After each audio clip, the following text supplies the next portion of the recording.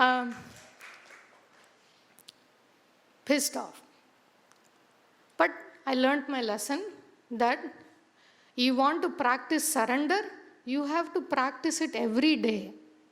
Then when the time comes, it will be second nature. It's not something like, I'll practice when it is difficult. Then it will be okay. You have to practice it when it is easy. Then when it is difficult, it will come as a second nature. Right? So my mom will always tell me, you have to practice cooking at home first. Then when you go out on your own, you can... I said, okay, you want to be the guinea pig? It's not my call. You're offering yourself. So 10 years later, this is the second part of the story on surrender. 10 years later, I was in Los Angeles, and I was going through some very difficult time at work.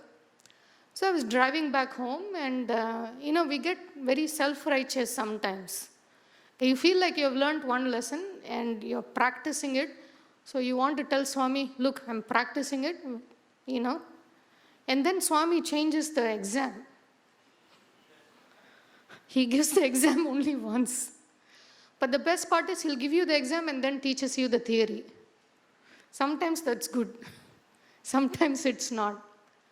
So I was driving back home, and on the top of my voice, because I was thinking, Swami is in Prashanti Nilayam.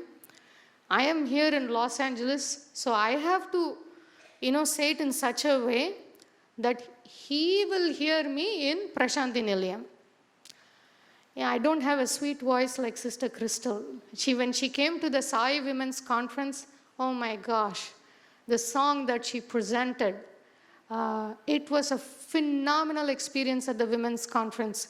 The talks and the cultural program is available on YouTube, so I would really encourage you to go and check it out. There were, so many women who had come, and so inspiring, especially our young adults, to see the divine light shining in their hearts. It was just such an incredible experience.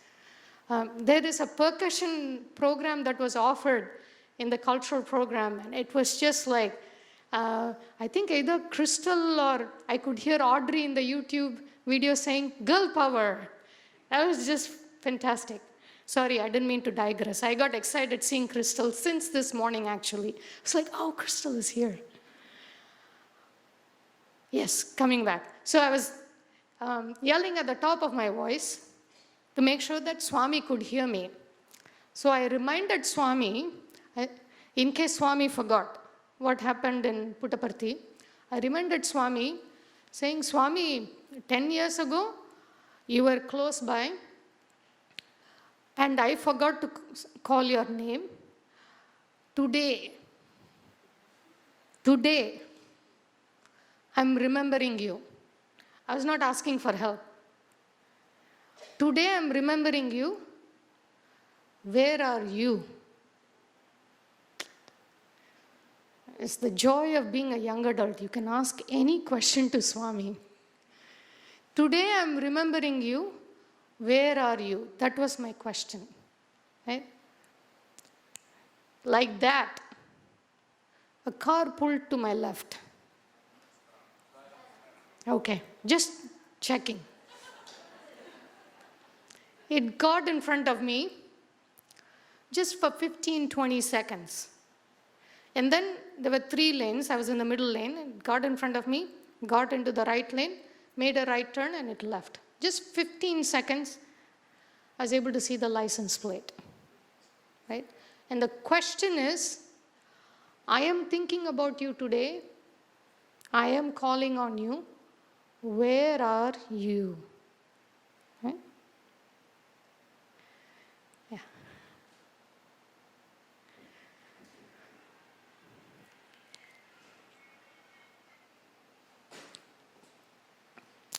And this is the message that I got on the license plate.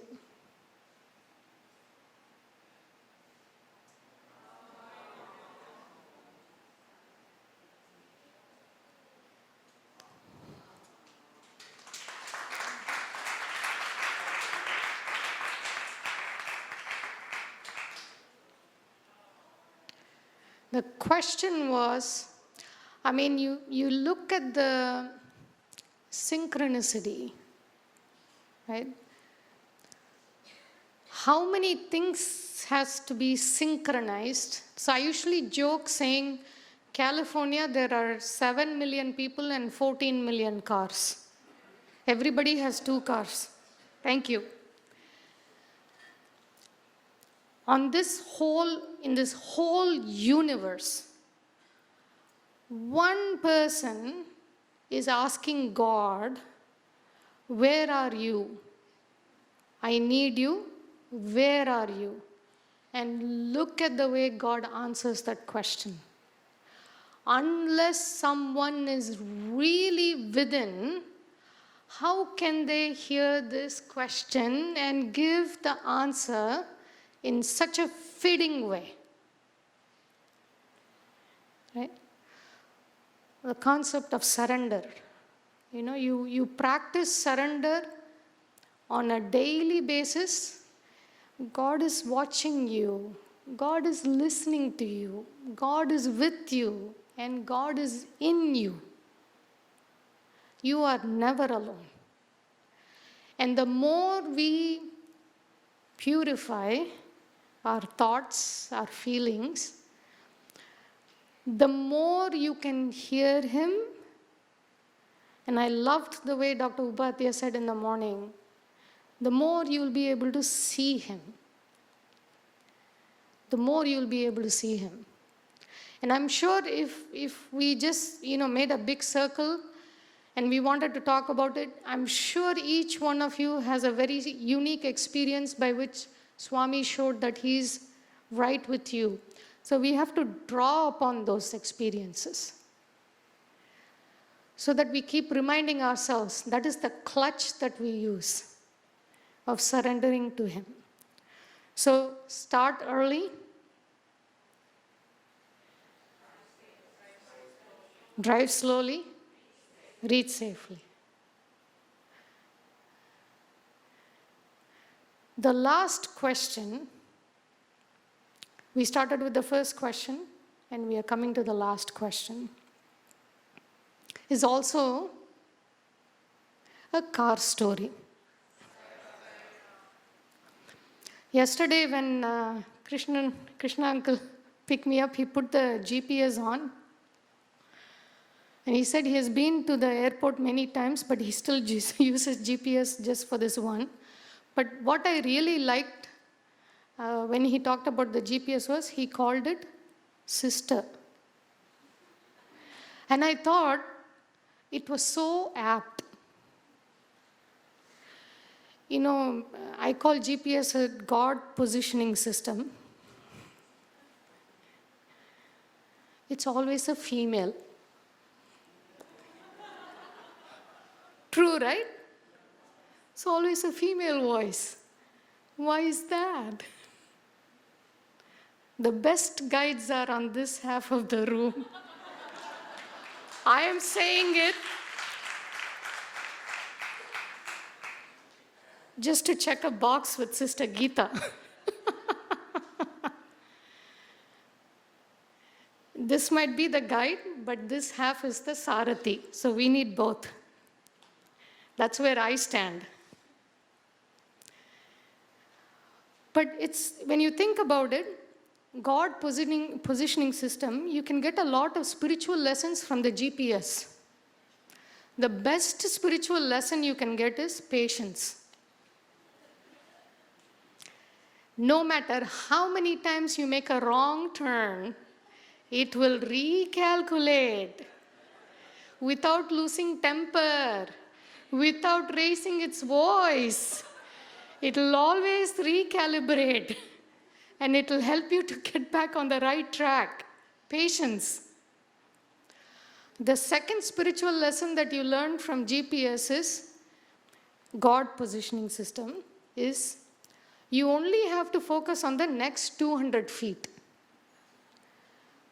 Lot of times we will be thinking about the future. We don't think about the present, we'll think about the future and we get overwhelmed by it. But here, what does the GPS do? It says, hey, just focus on the present, the next 200 feet. Because you don't know what's going to happen 10 miles from here. But once you get close to that point, it will recalibrate, it will take you on the detour if it's necessary. So it helps you to fully focus on the present. Who knew you could get spiritual lessons from a GPS? But I love that uncle called it sister. And then I asked him, Uncle, why are you saying sister? Why not auntie? So why not grandmother? He's such a diplomat. He said, no, no, no. And he gave this smile that was so revealing. I said, you've been trained very well to call all women as sisters. No auntie, no grandmother. Coming back to the story of the car.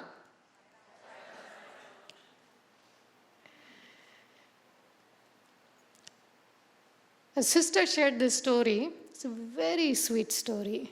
And this will be the last story. And she said Swami had called her family for an interview. And her son was maybe 10 or 11 years old. And so she was so happy that her son was also going to get this opportunity to be in Swami's presence. And Swami was engaging with him. You know, Swami is just so wonderful. He'll make you feel very comfortable. Very, very comfortable. He's a very relatable God. Very relatable God.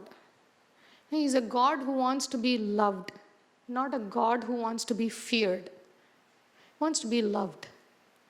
So he was engaging with this boy, and then Swami asked the little boy, ask any question you want. So what did this boy ask? The mother was shocked. He said, Swami, what is your favorite car? So the mother was like, oh my God, you're asking Swami what is your favorite car? Like you shouldn't be wasting his time. Swami didn't mind. So Swami said Morris Minor was his favorite car. I've never seen a Morris Minor, but I would imagine to be, pretty fancy, very long car, no headrest. That's the kind of car that I'm imagining. Region 5 is a car region, so it kind of fits in really well. So then Swami started telling the little boy how Swami would drive all the way to Chennai. I think even in a discourse, Swami has talked about how he would drive very fast. He would get to Chennai in a couple of hours. Swami would break the speed all the time. And then how he got his license. So he was explaining all these things. So now this little guy was like completely enamored by Swami. So then Swami asked him, I will give you a car. You shouldn't say no. You should accept it. So the boy said, yes, Swami, I'll accept it. Then Swami asked him, will you give me your car? Now, see how Swami has prepped the boy. Right? He's now so friendly with Swami. Of course, you give me yours, I'll give you mine.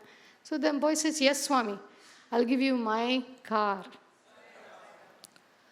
Then Swami came closer. And then he said, I will be your driver also. And then the boy was just smiling. And then the Swami came even more closer. And then he touched the little boy's heart. And then he said, that is my car. And I am going to be your driver. So every time you get in your car, you're going to remember that your heart is driven by God, because that's where He lives. Thank you, Sai Ram.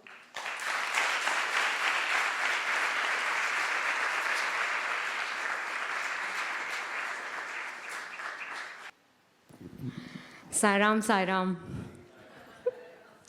So, Sairam, Sister Aparna, thank you so much for accommodating my dare requests and filling in your speech. So, this time I'm not going to summarize it, I'm going to make you guys summarize it. So, I'm going to ask you guys some questions. And whoever knows the answer, just raise your hand or shout out loud.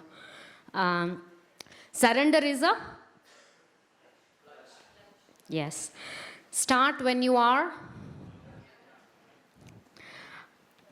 Code word for car? Sakshatkar is the most valuable card, true or false? What lake came out of sister's eyes when her da, okay. And what was written on the car plate?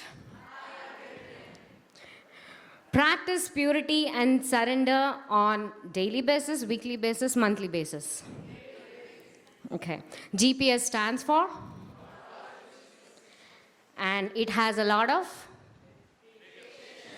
Thank you, Sarah.